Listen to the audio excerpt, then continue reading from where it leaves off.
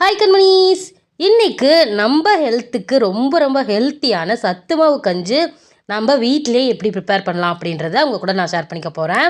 Video skip பண்ணாமல் பாருங்கள், உங்களுக்கு கண்டிப்பாக யூஸ்ஃபுல்லாக இருக்கும். இப்போ நம்ம ஃபர்ஸ்ட்டு ஹெல்த் மிக்ஸ் ரெடி பண்ணுறதுக்கு அதுக்கு தேவையான பொருட்கள்லாம் வாங்கணும். ஸோ நம்ம அதுக்காக ஓல்ட் பஸ் ஸ்டாண்ட் கிட்டே இருக்க ஆர்கே மளிகை அப்படின்ற ஒரு ஸ்டோரில் நான் அதுக்கு தேவையான பொருட்கள் எல்லாமே வாங்கிட்டேன். இங்கே தான் எப்போவுமே ரெகுலராக வாங்குவோம். ப்ரைஸும் ரொம்ப ரீசனபிளாக இருக்கும், அதோட குவாலிட்டியுமே நல்லாயிருக்கும். இந்த சத்துமாவு மிக்ஸில் நான் என்னென்ன பொருட்கள்லாம் ஆட் பண்ணியிருக்கேன், எவ்வளோ ஆட் பண்ணியிருக்கேன் அப்படின்றத நான் உங்களுக்கு டிஸ்கிரிப்ஷனில் கொடுக்குறேன், நீங்கள் செக் பண்ணி பார்த்துக்கோங்க. இப்போ வாங்க நம்ம சத்துமாவு மிக்ஸ் ரெடி பண்ணலாம். நான் அப்படியே ஓரளவு என்னென்ன வாங்கியிருக்கேன் அப்படின்றத நான் உங்களுக்கு சொல்கிறேன். குதிரைவாளி அரிசி, வரகு, சாமை, அப்புறம் மன்னர்கள் மட்டுமே யூஸ் பண்ணிட்டு இருக்க கருப்பு கவுனி அரிசி, அவ்வளோ ஹெல்த் பெனிஃபிட் இந்த கருப்பு கவுனி அரிசியில் இருக்குது. இந்த மாதிரி பொருட்கள் எல்லாம் வாங்கியிருக்கோம். நம்ம வாங்கிட்டு வந்திருந்த ஒவ்வொரு தானியங்களையுமே நல்லா வாஷ் பண்ணிவிட்டு ஒரு 1 hour வெயிலில் வச்சு எடுத்துட்டு நம்ம இப்போ எல்லாத்தையுமே தனித்தனியாக வறுத்தெடுக்க ஆரம்பிக்கலாம். நம்ம இப்போ மக்காச்சோளம் வறுத்துட்ருக்கோம். இந்த ஒவ்வொரு தானியமுமே வறுத்து எடுக்கிற அந்த டைமிங் பார்த்திங்கன்னா அந்த தானியத்தோட வாசனை நம்மளுக்கு நல்லா வரும். அந்த டைமிங் வரைக்கும் நல்லா நம்ம வறுத்தெடுத்தால் மட்டும் போதும். நான் எப்போவுமே இந்த சத்துமாவு ப்ரிப்பேர் பண்ணும்போது அம்மா வீட்டுக்கு தான் ப்ரிப்பேர் பண்ணுவேன். ஸோ நாமளும் எடுத்துகிட்டு அவங்களுக்கும் கொஞ்சம் கொடுத்துட்டு வரலாம்ல, அதுக்காக தான். ஸோ எனக்கு எப்போவுமே அம்மா ஹெல்ப் பண்ணுவாங்க. ஒவ்வொரு தானியமாக நம்ம வறுத்துட்டு ஒரு பெரிய தாம்பூலத்தில் ஒன்றா போட்டு நம்ம அப்படியே லைட்டாக அந்த ஹீட்டு குறையிற அளவுக்கு நம்ம கிளறி விட்டுட்டே இருக்கணும்.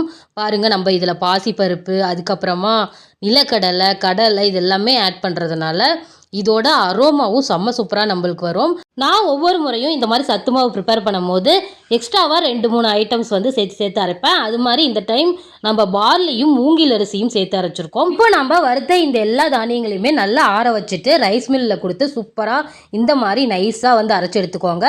அவங்கக்கிட்ட நம்ம அரைக்க கொடுக்கும் போதே இது சத்துமாவு ப்ரிப்பரேஷனுக்குன்னு சொல்லி கொடுக்கணும், இல்லைனா குறைன்னு அரைச்சி கொடுத்துருவாங்க. ஸோ நம்ம இப்போ வாங்கி அரைச்சிட்டு வந்திருந்த இந்த மாவை அப்படியே நம்ம எடுத்து கண்டெய்னரில் ஸ்டோர் பண்ணக்கூடாது. எடுத்து நல்லா ஆற வச்சுட்டு அதுக்கப்புறமா நல்ல ஒரு டைட்டான கண்டெய்னரில் ஸ்டோர் பண்ணி வச்சுக்கிட்டா மினிமம் 2 months நம்ம யூஸ் பண்ணலாம். இப்போ நம்ம இதை எடுத்து உங்களுக்கு கஞ்சி வச்சு காமிக்கிறேன்.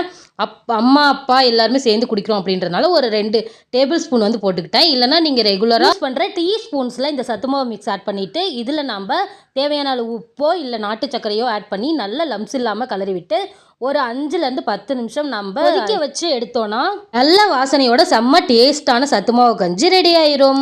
கண்டிப்பாக நீங்கள் சத்துமாவு கஞ்சை வீட்டில் ட்ரை பண்ணி பாருங்கள். இப்போது சத்துமாவு கஞ்சி அப்படின்னாவே வெளியே கடைகளில் நிறைய பிராண்ட்ஸில் கிடைக்கிது. என்னதான் நம்ம கடைகளில் வாங்கி யூஸ் பண்ணாலும் நாம் ஓனாக ப்ரிப்பேர் பண்ணும்போது அதுக்கு தனி டேஸ்ட்டே இருக்கும். வீட்டில் கிட்ஸோ இல்லை பெரியவங்க குடிக்கிறாங்க அப்படின்னா நாம் ப்ரிப்பேர் பண்ணால் தான் பெஸ்ட் அப்படின்னு நான் சொல்வேன்.